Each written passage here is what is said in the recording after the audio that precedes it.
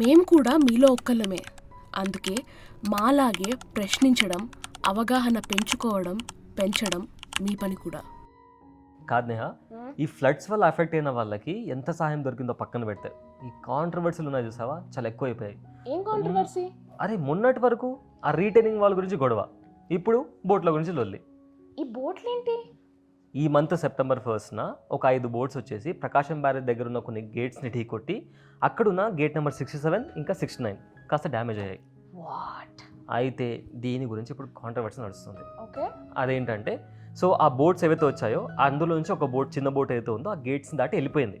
కానీ మిగిలిన 4 boats gate number 67, 68, 69 దగ్గర అక్కడ ఆగిపోయాయి. అయితే దానివల్ల ఏమైందంటే ఫ్లడ్ ఫ్లో అనేది స్లో అయిపోయింది.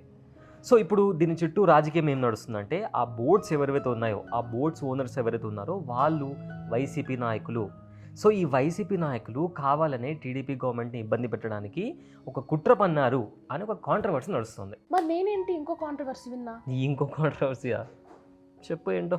సో బుడమేరు నుంచి వాటర్ విజయవాడకి వెళ్లకుండా వెలగలూరు అనే ఒక ప్లేస్లో డ్యామ్ కట్టారు. ఇక్కడ ఏమవుతుంది, బుడమేరు వాటర్ అంతా వెలగలూరు డ్యామ్ దగ్గర డైవర్షన్ తీసుకుని బుడమేరు డైవర్షన్ ఛానల్లోకి వెళ్తుంది.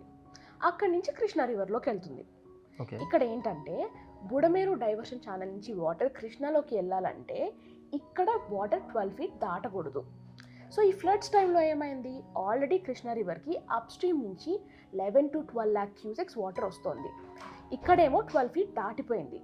సో మొన్న ఫ్లడ్స్ టైంలో ఏమైంది, ఆల్రెడీ కృష్ణా రివర్లోకి అప్ స్ట్రీమ్ నుంచి 11 to 12 lakh cusecs వాటర్ వచ్చేసినాయి. ఇక్కడేమో వాటర్ 12 feet దాటిపోయింది. ఇక్కడ దాటింది కదా అని ఇక్కడ వదిలితే వాటర్ రివర్స్లో వచ్చేస్తుంది. అందుకనే వేరే ఆప్షన్ లేక ఇక్కడ డ్యామ్ గేట్స్ ఎత్తేసారు. ఇదే కదా మనకు గవర్నమెంట్ చెప్పింది. అవును, నేను కూడా అదే విన్నా న్యూస్లో. కానీ ఎక్స్ జాయింట్ డైరెక్టర్ వరప్రసాద్ గారు వచ్చేసి కృష్ణా రివర్లోకి already 11 to 12 lakh cusecs water వచ్చింది కదా, ఇంకో 30,000-40,000 cusecs వాటర్ని హ్యాండిల్ చేయగలదు కృష్ణా రివర్, అదంత పెద్ద విషయమేం కాదు అనేసి అన్నారు.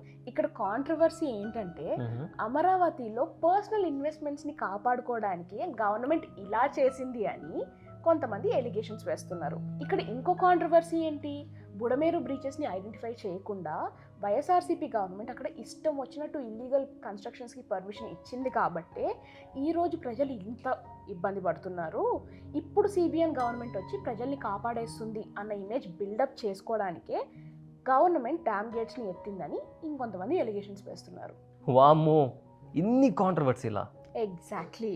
కానీ ఇప్పుడు వైసీపీ వాళ్ళు చేసినా టీడీపీ వాళ్ళు చేసినా అన్నాను, నష్టం ఎవరికి?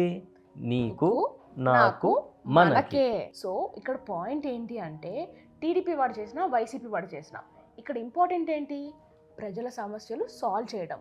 So people's problem over revenge politics, అది ఇంపార్టెంట్. ఇంతకీ నువ్వేమంటావు? కమాన్ నేహ, ఇందులో నేను చెప్పేదేముంది, చెప్పేది ఏదైనా ఉంటే వాళ్ళే చెప్పాలి. కామెంట్ చేయండి. అండ్ ఆల్సో మా ఛానల్ని సబ్స్క్రైబ్ చేసుకొని మమ్మల్ని సపోర్ట్ చేయండి.